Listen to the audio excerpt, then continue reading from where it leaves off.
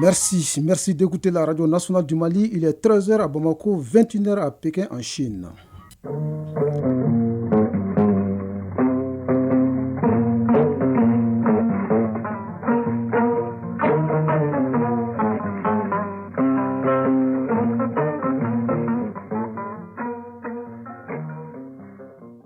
Le journal Bourama Traoré. Les titres. Les cours et tribunaux du Mali font leur rentrée solennelle. L'événement se tient cette année autour du thème « Justice et citoyenneté dans le Mali nouveau ». Le premier magistrat du pays a présidé la cérémonie à la Cour suprême. Les zones reculées du Mali cherchent sages-femmes. En réponse à cette préoccupation, le Fonds d'appui des Nations Unies pour la population lance le projet Autonomisation des femmes dans la santé, avec comme but faire respecter la norme de l'OMS qui recommande une sage-femme pour 5000 habitants. Plus de 500 personnes ont bénéficié de la distribution gratuite de vivres du commissariat à la sécurité alimentaire dans la région de Mopti. Si la confiance n'exclut pas le contrôle, le premier responsable de la structure est sur le terrain pour évaluer les mécanismes ayant servi à cette distribution gratuite. Les échos dans cette édition. La Mauritanie et le Tchad signent l'acte de décès du G5 Sahel. Dans un communiqué conjoint, ils annoncent la mise en place du processus de dissolution de l'organisation 9 ans après sa création. Sport football, la 7e journée du championnat national de Ligue 1 s'achève avec un match en retard. Dans la traditionnelle leçon du sport, on s'intéresse aujourd'hui à l'escrime. Les détails en fin d'édition avec Abdul Karim Kaba. C'est tout pour les titres. Mesdames et messieurs, bonjour et bienvenue dans cette deuxième édition de Mali Actualité que nous ouvrons avec la rentrée solennelle 2023-2024 des cours et tribunaux et un rendez-vous annuel qui marque le démarrage des activités judiciaires.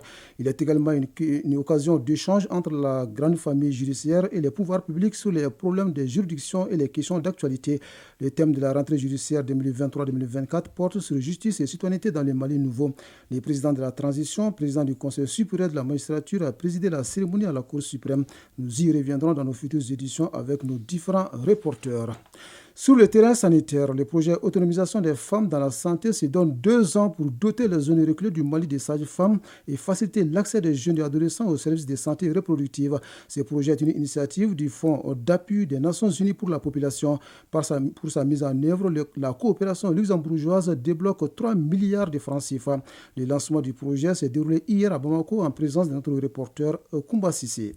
La formation et le déploiement des sages-femmes, l'assistance aux victimes des VBG et l'amélioration de l'accès des femmes, jeunes et adolescents aux services intégrés de santé sexuelle et reproductive, voilà les principales activités que l'UNFPI entend mener dans les zones vulnérables du Mali. Le projet dédié à cette activité et dont le lancement vient d'être effectué s'intitule « Autonomisation des femmes dans la santé ».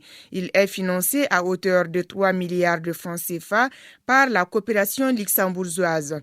Yves Sansaraf, représentant du Fonds des Nations Unies pour la population. Cette initiative s'inscrit dans une approche itérative que le Fonds des Nations Unies pour la population a depuis son existence ici au Mali, presque 50 ans, embarqué justement pour renforcer l'État du Mali dans sa quête pour stabiliser et assurer la santé de la femme et la réduction de la mortalité maternelle et néonatale à travers l'autonomisation justement des femmes.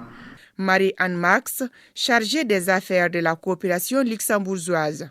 La santé est au cœur de tous les objectifs de développement durable et reste un secteur prioritaire de la coopération luxembourgeoise, tout comme les secteurs du développement rural et de la formation professionnelle. C'est dans ce contexte qu'il nous a tenu à cœur de combiner ces différents domaines d'intervention en soutenant le projet UNFPA. En matière de santé, la disponibilité des ressources humaines est un problème dans plusieurs localités du Mali. Et ce projet envisage de renforcer l'effectivité de ces dernières dans les zones reculées. Abdoulaye Guindo, secrétaire général du ministère de la Santé et du Développement social. Selon les statistiques nationales, le Mali est encore loin de la norme recommandée par l'Organisation mondiale de la santé qui est une sage-femme pour 5000 habitants. En plus de l'insuffisance des ressources humaines, le système de santé fait également face à l'inéquité dans la répartition des sages-femmes sur le territoire national. Près de la moitié de ce personnel servant à Bamako, pendant que plus de la moitié de la population vit en milieu rural. Au total, plus de 381 000 personnes vont bénéficier de ce projet dans les régions de Koulikoro, Ségou, Sikasso, Gao, Tombouctou, Kidal et les districts de Bamako, et cela durant 2 ans. Entre la santé et l'hygiène, il n'y a qu'un petit pas que nous franchissons allègrement pour parler du lancement de la deuxième phase du projet WASH, entendez par là eau, hygiène et assainissement.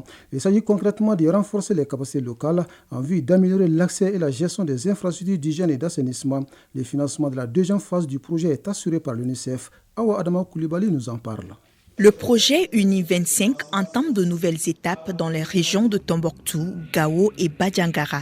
Après une première phase consacrée à une étude sur l'état de fonctionnement de leur comité de gestion, des infrastructures d'eau, d'hygiène et d'assainissement, l'heure est à l'action, celle de dynamiser les acteurs chargés de l'usage et de l'entretien des infrastructures WASH dans les communes de Gounzourei, Alafia et Dandoli. Djeneba Bagaya, chef du projet Uni 25, Search for Common Ground. À la suite de cette étude, beaucoup de manquements ont été révélés, tels qu'un manque de connaissances ou de compétences en matière de gestion. On a également noté une faible participation des femmes et des jeunes, notamment les enfants et les adolescents. Dans la nouvelle phase, on a proposé des activités d'inclusion et de cohésion sociale. Moustapha Djombele, chef de projet à Tilwet Peace Network. Tilwet s'est fait confier l'identification de ces jeunes, 20 ambassadeurs par commune.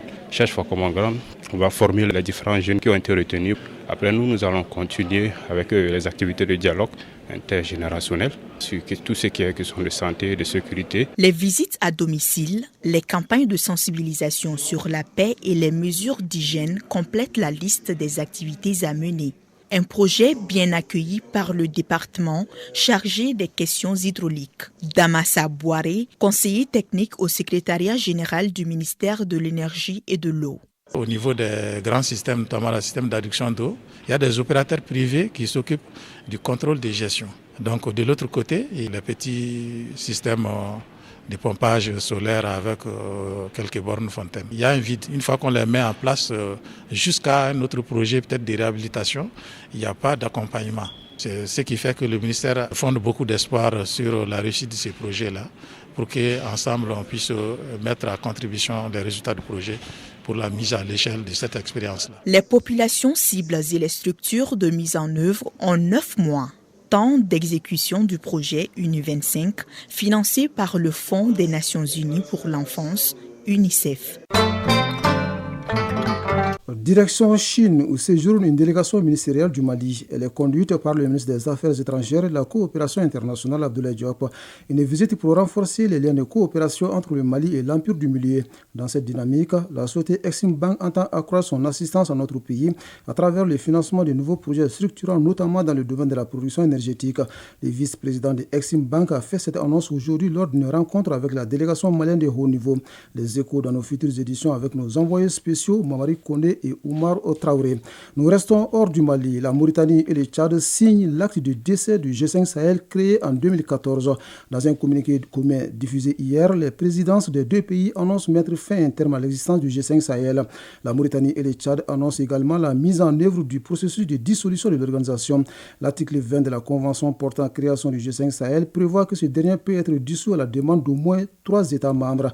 Dans le même communiqué, les deux États rappellent qu'en 9 ans d'existence, le G5 Sahel a permis la création d'une force militaire conjointe, d'un centre de formation à la lutte antiterroriste ou encore d'un collège de défense destiné aux militaires des pays membres. Au Tchad, le gouvernement annonce une subvention à titre exceptionnel aux partis politiques pour la campagne référendaire.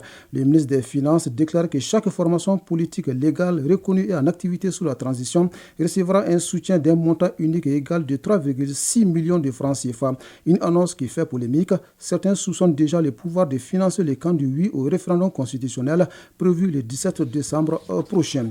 Au Cameroun, le président Paul Biya reçoit son homologue gabonais Brice Clotaire Oligui Nguema.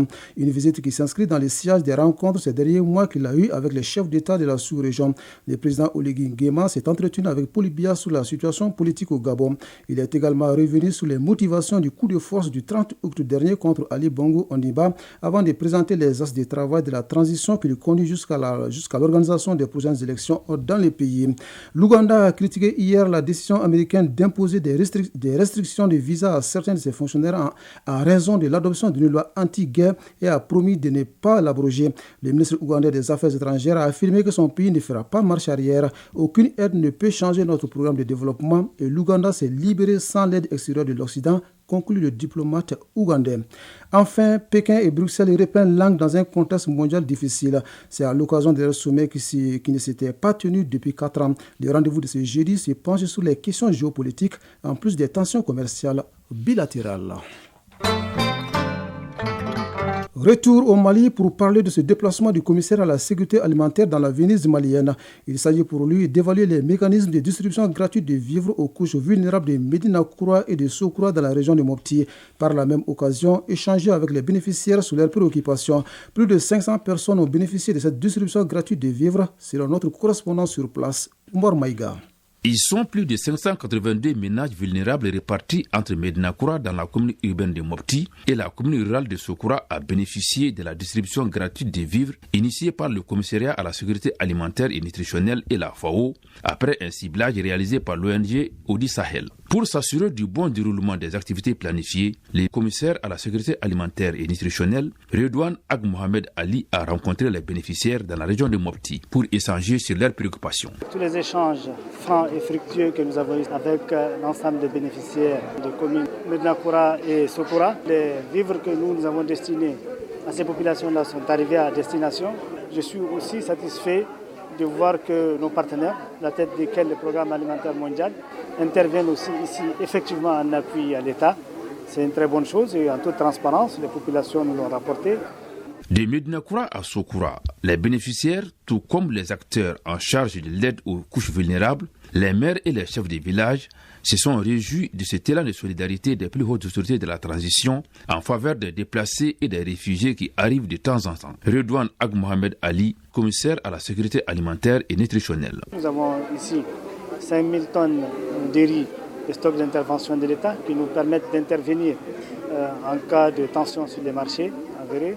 Nous avons 2000 tonnes d'aliments bétail aussi qui sont prépositionnés pour faire face aux besoins des éleveurs en période de soudure, parce que la soudure pastorale commence déjà en mars chaque année. Et nous avons aussi à peu près 3000 tonnes de stock national de sécurité qui font face aussi aux besoins urgents de distribution. Dans la même dynamique, le commissaire à la sécurité alimentaire et nutritionnelle a visité les magasins de stock de l'Office des produits agricoles du Mali au PAM, plus de 10 620 tonnes, toutes céréales confondues. Mopti Oumar Maïga, Clément Tepsugé pour l'ORTM. Eux n'ont pas bénéficié de vivres, mais plutôt d'une formation qui leur permettra certainement de bien gérer leur budget. Il s'agit des agents des collectivités territoriales de Ségou à l'école du contrôle budgétaire. Par cette formation, la Direction nationale du contrôle financier entend doter ses cadres régionaux d'outils nécessaires pour une bonne gestion des ressources de l'État et l'amélioration des services offerts à la population. De la cité de Balanzan, nous appelle Fousséni Samake. L'élaboration, l'adoption et l'approbation du budget nécessite une bonne maîtrise des agents du contrôle financier et ceux des collectivités territoriales. C'est ce qui justifie cette formation de 6 jours initiée par la Direction nationale du contrôle financier en partenariat avec le projet de déploiement des ressources de l'État pour l'amélioration des services PEDRAS. Cheikh Oumar Keïta, représentant de la Direction nationale du contrôle financier. L'État, en acceptant la décentralisation, a mis à la disposition des communes des ressources financières et humaines. Et dans ce cadre-là, l'État s'est fait accompagner des partenaires, dont les PEDRAS, pour accompagner les communes dans l'élaboration, l'exécution et le contrôle des ressources mises à leur disposition. Les principes du DOAF budgétaire et autres thématiques liées à la gestion budgétaire des collectivités territoriales sont au centre de cette session. Bourima Ongoiba, directeur des cabinets du gouverneur de Ségou. Au cours de cet atelier, il est attendu effectivement de cerner tout le contour de la préparation et de l'exécution du budget des collectivités territoriales. Les enseignements que vous en tirerez devraient vous être utiles dans votre travail quotidien, vous qui êtes chargés de faire appliquer la légalité. Vous êtes au début, au centre et à la fin du processus budgétaire. Cette initiative de la Direction nationale du contrôle financier vise à favoriser la bonne gouvernance pour une décentralisation réussie au Mali. Ségou Fousséni Samake et Bassi Traoré pour l'ORTM.